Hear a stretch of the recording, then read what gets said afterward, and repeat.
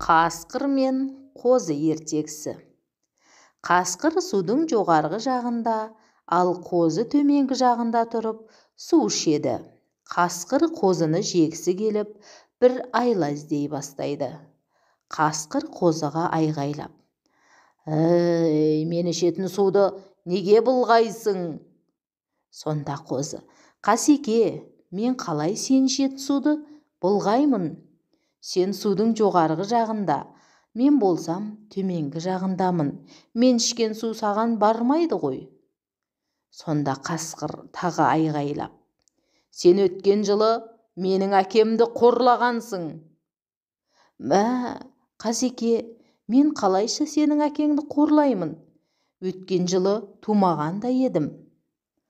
Қасқыр одан сайын ашуланып: «Ей, әдепсіз, үлкенге неге қарсы сөйлейсің?»